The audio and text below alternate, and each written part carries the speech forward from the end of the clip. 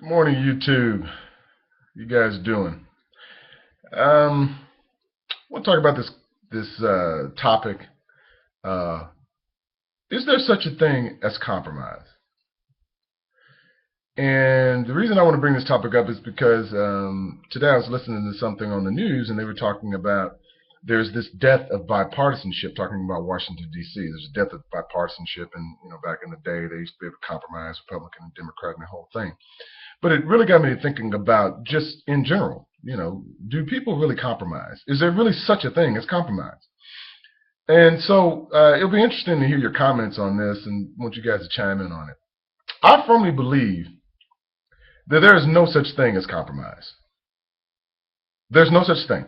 There's only things that you believe strongly in and things that you don't believe strongly in, or things you don't care about. So those are two of those are two sides, I guess, of the same coin, if you will. So I don't believe that there's compromise. Let's take, for instance, a husband and a wife. And people say, well, in a relationship, you compromise. And I think, no, you don't. I don't think you compromise at all. Not something you really believe in. The things you compromise on, or what they call compromise, is things that you really don't care that much about. And so you call it compromise because you say, well, the reason you call it compromise is that if you would like it to be a certain way, but if it's not that way, it's not going to kill you.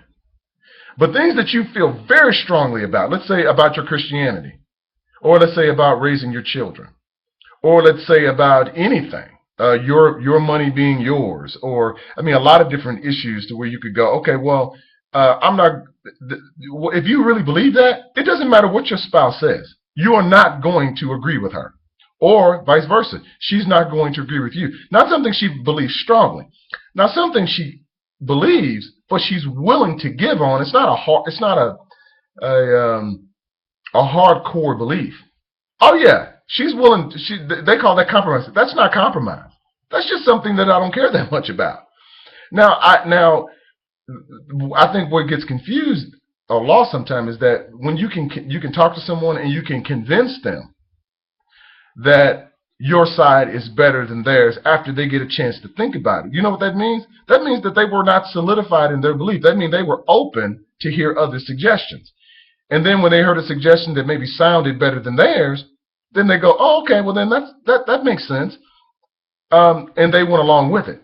But that means that they didn't really believe their position. They weren't really hard fast in their position. If there's something that's hard fast in your position, there's no amount of compromise, there's no amount of words that anyone can say to you to make you change your mind. So I think that compromise and bipartisanship and all that stuff, bipartisanship as it relates to politics, but I'm just saying compromise in general, is a fallacy. I think that there's no such thing.